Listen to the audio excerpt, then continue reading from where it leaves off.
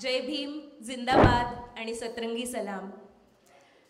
आज आपल्यासमोर मी उभी आहे आणि मला वाटतं मी साधारण अशा एका टप्प्यावर उभी आहे की एक वर्तुळ पूर्ण झालंय असं मला वाटतंय।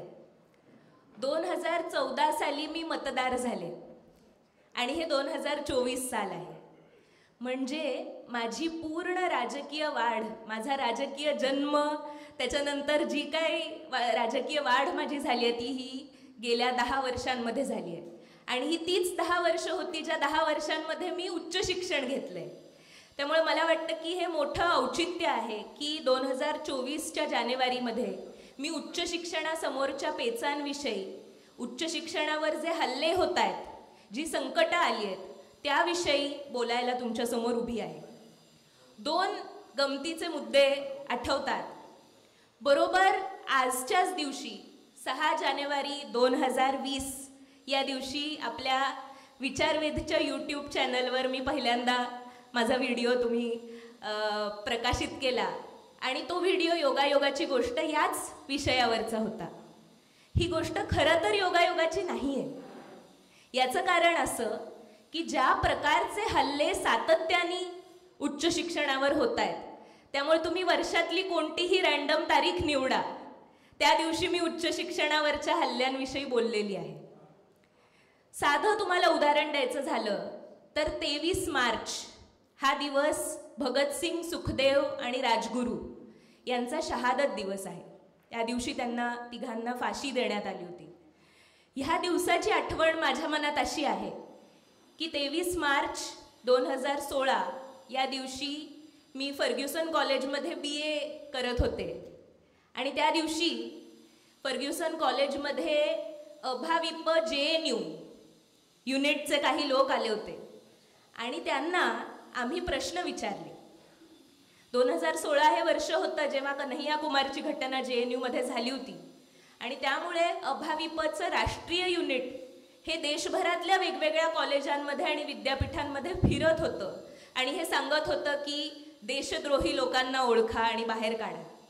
त्या दिवशी फर्ग्युसन कॉलेजमधल्या आम्ही काही संविधानवादी, आंबेडकरवादी विद्यार्थ्यांनी फक्त या आलेल्या विद्यार्थ्यांना प्रश्न विचारण्याचा प्रयत्न केला आणि आमच्या सगळ्यांच्या विरोधात डेक्कन पोलीस स्टेशनमध्ये त्यांनी तक्रार आमच्या प्राचार्यांनी दाखल केली। आम्ही सगळे देशद्रोही आहोत असं पत्र डेक्कन पोलीस स्टेशनला 23 मार्च 2016 या दिवशी पाठवण्यात आलं।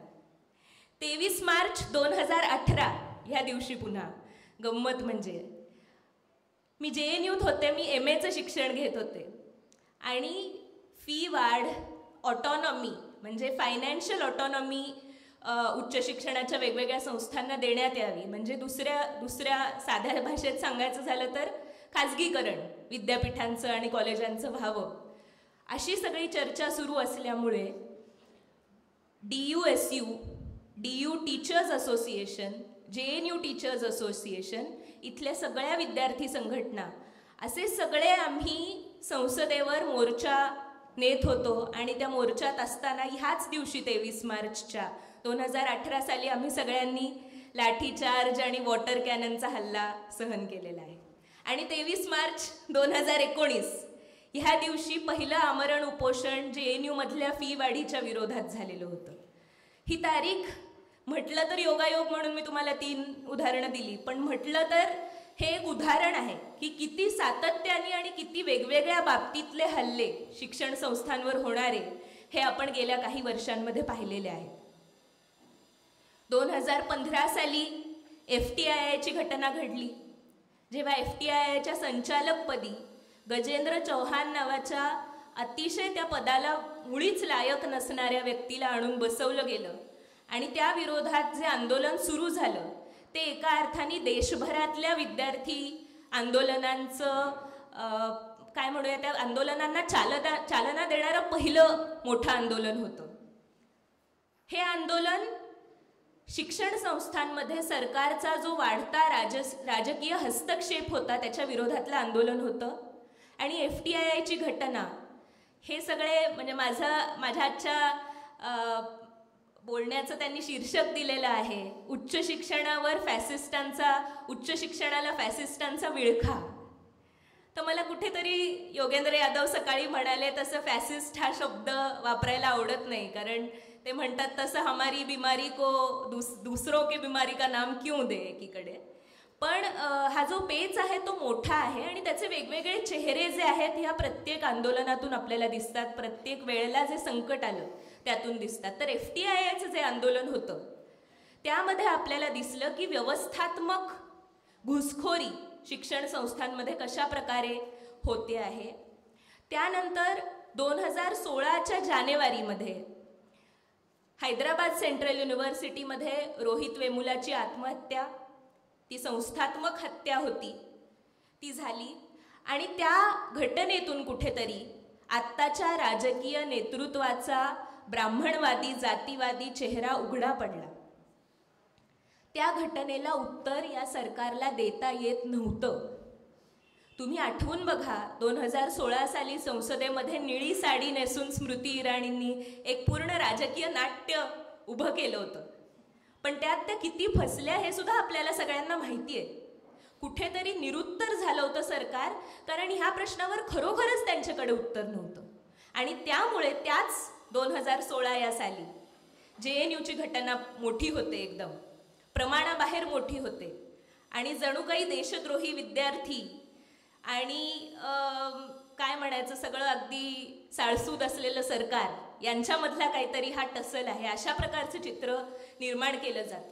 JNUतली घटना ही यासाठी मोठी झाली कारण रोहित वेमुलामुळे झालेलं विद्यार्थी आंदोलन मोठं झालं होतं. त्याला कुठेतरी उत्तर देण्यासाठी, त्याच्यावरून लक्ष भरकटवण्यासाठी JNUची घटना ही मोठी होते. पण तिथे सुद्धा कन्हैया कुमार सारख्या विद्यार्थ्यावर जे आरोप होते त्यातला एकही आरोप सिद्ध होऊ शकला नाही. पुन्हा एकदा त्यांचा चेहरा उघडा पडला. दलित विरोधी त्यांचा जो चेहरा होता तो त्यांना झाकता आला नाही, तेव्हा त्यांनी देशद्रोही म्हटलं कोणाला तरी, तिथेही ते यशस्वी झाले नाहीत. याच्यानंतरची सगळ्यात मोठी आणि सगळ्यात भयावह घटना मला वाटते 2020 साली 2019-20 मध्ये जामिया मिलिया विद्यापीठात जी झाली ती होती.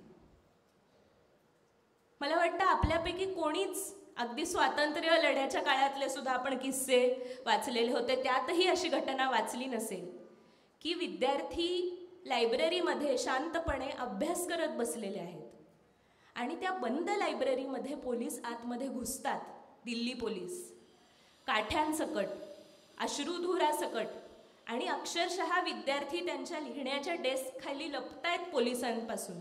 काहीही करत नव्हते ते विद्यार्थी. त्यांच्याकडे ना शस्त्र होतं, ना ते घोषणा देत होते, ना काहीतरी रस्त्यावर बाहेर आंदोलन करत होते. अशा प्रकारे हॉस्टेलमध्ये घुसून मारहाण करणं, लायब्ररीमध्ये घुसून मारहाण करणं, ही चित्र आपण याआधी अतिशय गंभीर अशा हुकुमशाही परिस्थितीमध्ये पाहिलेली होती. आता पॅलेस्टाईनची चित्र आपण पाहतो आहोत. कुठेतरी त्या पातळीची हिंसा आणि दहशत ही आपल्या देशामध्ये आपण 19-20 सालापासून पाहतो आहोत. जामिया मिलियाचं उदाहरण हे त्याचं उदाहरण होतं. त्यामुळे या चारही ठिकाणी आपल्याला काय दिसतं, एक पद्धतशीर व्यवस्थात्मक राजकीय हस्तक्षेप आहे. एकीकडे प्रक्रियात्मक हस्तक्षेप FTIच्या घटनेमध्ये दिसतो, जिथे संचालक पदी आपला माणूस बसवण्यासाठी सरकार काहीतरी ॲडजस्टमेंट्स करतंय. HCUच्या घटनेमध्ये आपण बघतो की दलित विरोधी त्यांचा चेहरा जेव्हा उघड होतो तेव्हा काहीतरी लक्ष भरकटवण्याचा प्रयत्न आहे. JNUच्या घटनेमध्ये आपल्याला दिसतं की राष्ट्रवाद, युद्धखोर राष्ट्रवादाचा त्यांचा चेहरा जो आहे तो पुढे आलेला आपल्याला दिसतो. आणि जामियाच्या घटनेमध्ये तर थेटच त्यांचा इस्लामोफोबिया, मुस्लिम द्वेष आणि एकूणच सगळ्या प्रकारच्या अल्पसंख्याकांच्या विरोधात त्यांची जी सातत्याने भूमिका राहिलेली आहे ती आपल्याला दिसते. तर हा फॅसिस्ट विळखा त्याच्याही पलीकडचा आहे.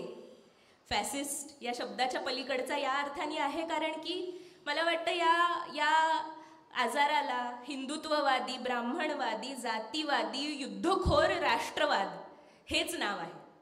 फॅसिस्ट या शब्दातून कदाचित त्याचं गांभीर्य सुद्धा आपल्यापर्यंत पोहोचतं का नाही मला माहीत नाही, कारण आता तो इतका वापरला गेलेला शब्द आहे की तो कुठेतरी जरा बुळबुळीत झाल्यासारखा मला वाटतो. त्यामुळे हा हिंदुत्ववादी, ब्राह्मणवादी, जातीवादी, युद्धखोर राष्ट्रवादाचा चेहरा आहे, जो प्रत्येक उच्च शिक्षणाच्या संस्थेमध्ये आपल्याला दिसतो आहे. वेगवेगळ्या भागामध्ये देशाच्या आणि वेगवेगळ्या काळात गेल्या 10 वर्षामध्ये वेगवेगळ्या वेळी आपण तो पाहिलेला आहे.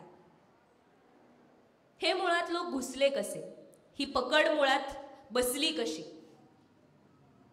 तर मला वाटतं की ती बसली सुद्धा आपोआप नाही, ती बसवली गेली अत्यंत पद्धतशीर पद्धतीने. एकतर खाजगीकरण, वाढतं खाजगीकरण, आणि आता तर त्याच्याही पुढचं पाऊल म्हणजे फॉरेन युनिव्हर्सिटीजचे कॅम्पसेस भारतात येणं. म्हणजे खाजगीकरणाचाही मोठा भाऊ किती असू शकेल तो हा आहे. इतक्या मोठ्या प्रमाणावर खाजगीकरण आपल्याला दिसतं, आणि ते मुळात होऊ शकलं याचं कारण आपल्या देशातल्या ज्या मोठ्या प्रमाणात खाजगी संस्था होत्या, कॉलेज, विद्यापीठं खाजगी होती, ती 2 बाबतीत फसलेली होती. हे लोक येण्याआधीच उच्च शिक्षणाचं उद्दिष्ट भारतामध्ये 2 पातळ्यांवर समजलं जातं. एक म्हणजे उच्च शिक्षण आपण यासाठी घेतो की आपल्याला नोकरी मिळावी, आणि 2 आपण माणूस म्हणून चांगलं माणूस व्हावं, एक परिपूर्ण व्यक्ती आपण व्हावं, यासाठी आपण उच्च शिक्षण घेतो. आणि ह्या दोन्ही बाबतीत काही अडचणी आपल्याला येताना दिसत होत्या खाजगी शिक्षण संस्थांमध्ये. सरकारी शिक्षण संस्थांमध्ये काही मोजक्या ठिकाणी अत्यंत उत्तम दर्जाचं शिक्षण हे पहिल्यापासून मिळत आलेलं आहे, पण जे प्रचंड एकदम फोफावलेल्या खाजगी शिक्षण संस्था आहेत तिथे ही परिस्थिती आपल्याला दिसते. 1971 साली भारतामध्ये मोठ्या प्रमाणात 70च्या दरम्यान बेरोजगारी होती. मोठ्या प्रमाणात तरुणांचे जथ्थे हे भकास चेहऱ्यांनी फिरतायत नोकऱ्यांच्या शोधात. हे उच्च शिक्षित बेरोजगार यांच्याबद्दल बोलते मी. अशी एक स्थिती होती. त्यानंतर वेगवेगळ्या सिनेमांमध्ये, बॉलिवूडमध्ये सुद्धा आपल्याला दिसतं की त्याच्यावर भाष्य केलं गेलं. म्हणजे अगदी गुलजारचं मेरे अपने मधलं गाणं आहे, हालचाल ठीकठाक है, त्याच्यामध्ये ते तरुण म्हणतायत की BA किया है, MA किया है, लगता है वो भी MA किया है, काम नहीं है वरना यहाँ, आपकी दुआ से सब ठीक ठाक है. ही तेव्हाची परिस्थिती होती.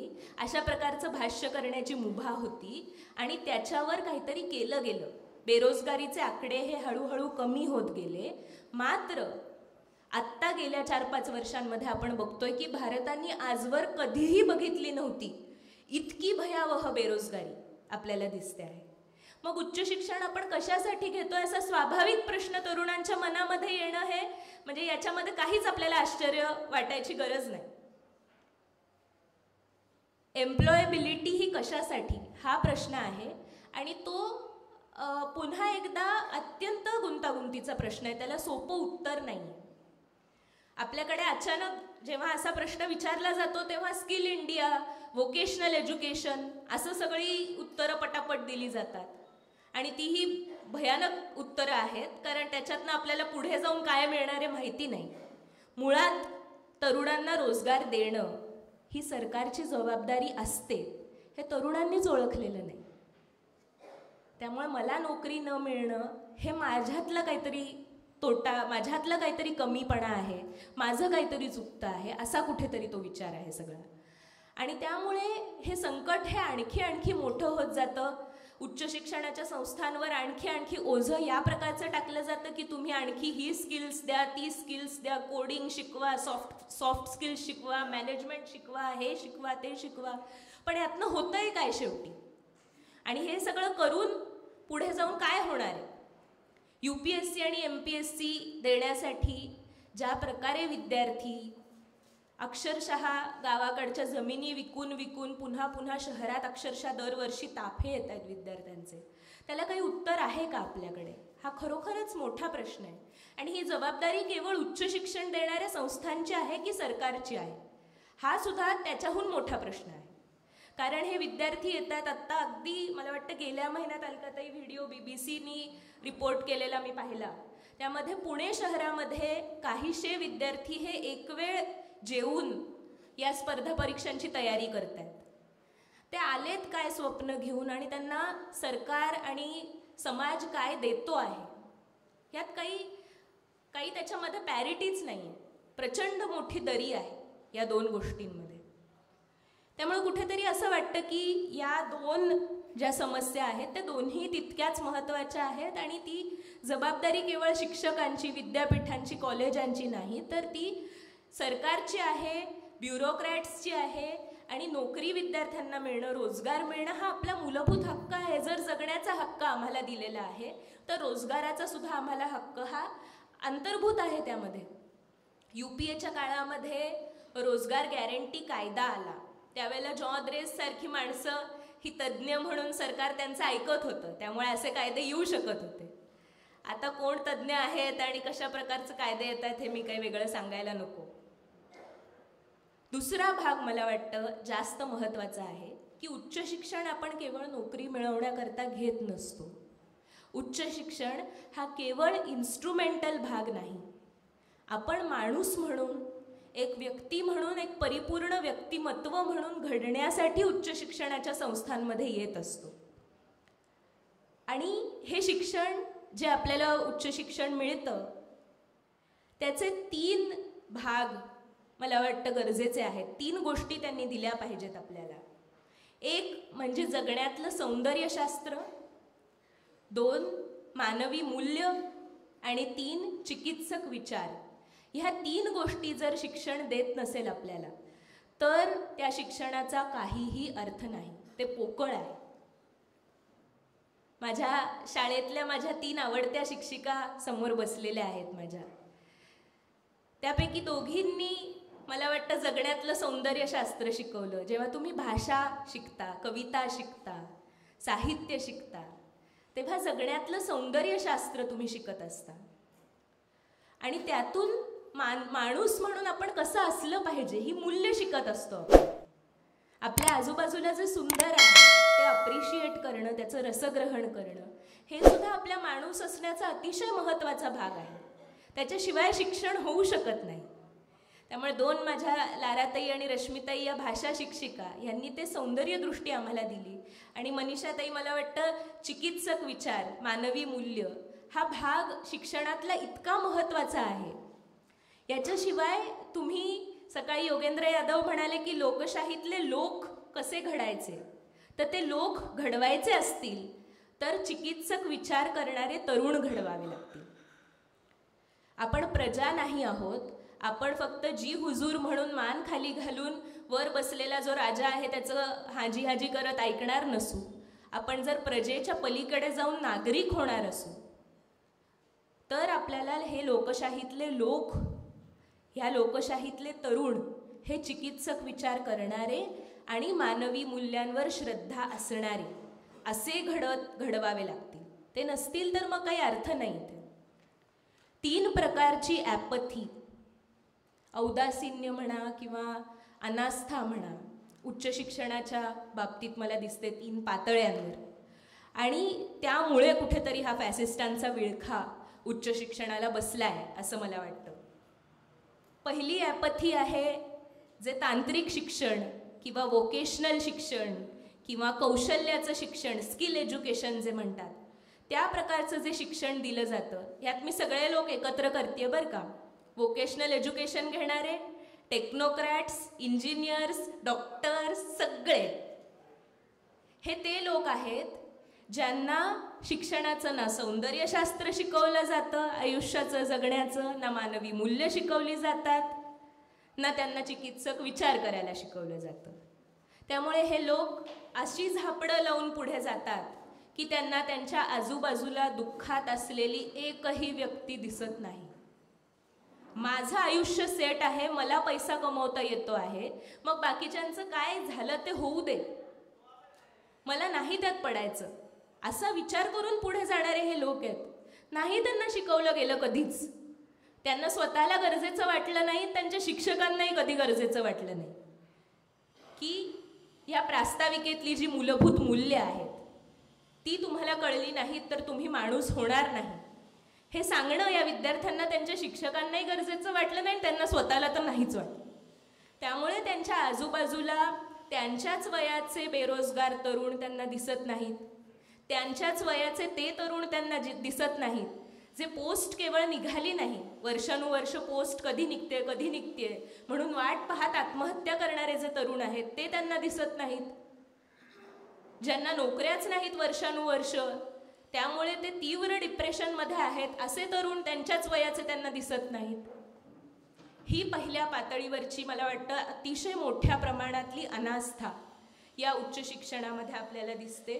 दुसऱ्या पातळीवरची अनास्था ही माझ्या आधीच्या पिढीमध्ये मला दिसते, ज्यांनी सरकारी संस्थांमध्ये शिक्षण घेतलं, ज्यांनी सरकारच्या सर्व म्हणजे शासकीय शाळा कॉलेजांमध्ये चांगल्या प्रतीचं चांगल्या दर्जाचं शिक्षण घेतलं आणि पुढे जाऊन हे म्हटलं की जे सरकारी असतं ना त्याच्यात काही अर्थ नसतो, आपल्या मुलांनी मात्र प्रायव्हेट शाळा प्रायव्हेट कॉलेज जास्तीत जास्त पैसा परदेश हे करावं, असं जे लोक म्हटले त्यांच्या बाबतीत मला वाटतं त्यांच्याही मनामध्ये अनास्था आहे बाकी लोकांबद्दलची.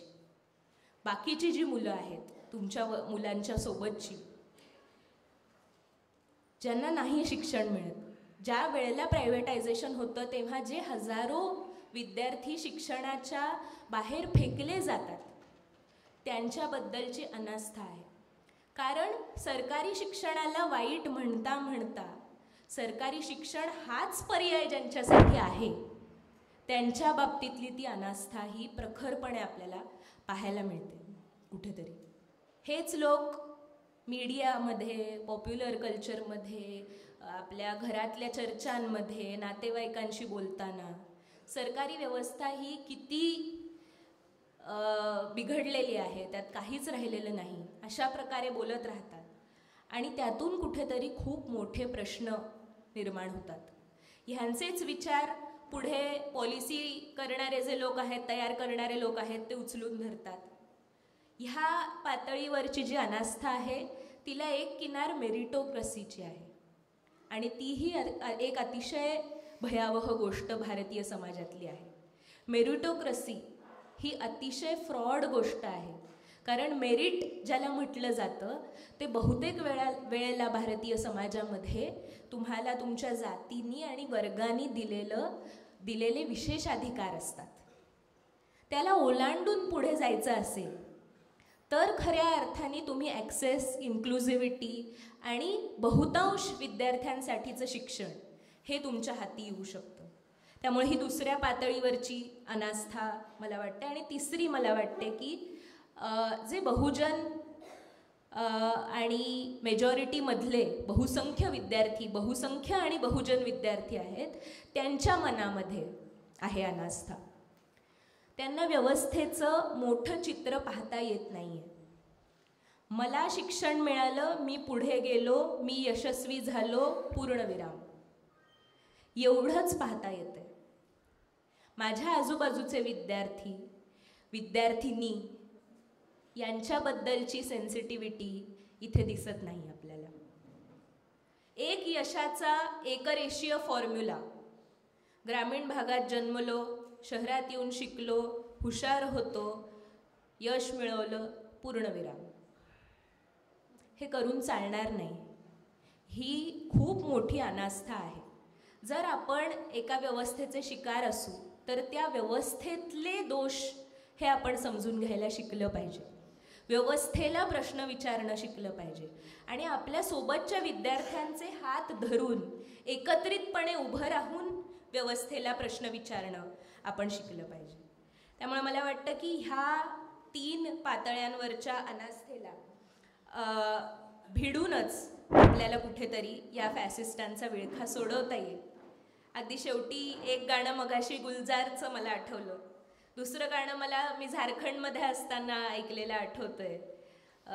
जशी बिहारमध्ये भोजपुरी गाण्यांची इंडस्ट्री आहे तशी झारखंडमध्ये नागपुरी या गाण्यांची इंडस्ट्री, आणि ती भोजपुरीपेक्षा खूपच निरागस आणि लोकगीतांमध्ये एंट्रेन्स्ड अशी ती आहे.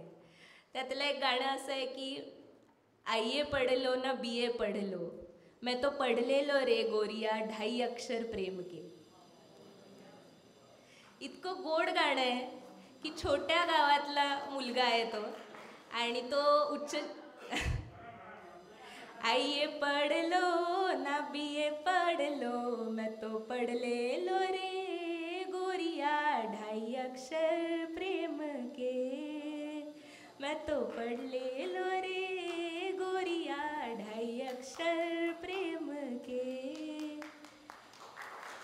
छोट्या गावातला मुलगा आहे आणि तो पहिल्यांदा कॉलेजमध्ये येतो आणि त्याला प्रत्येक गोष्टीचं अप्रूप वाटतंय की पाठीवर सॅक घेऊन मुलं मुली फिरतायत, हॅलो हाय म्हणतायत एकमेकांना, या सगळ्या गोष्टीचं त्याला अप्रूप वाटतं.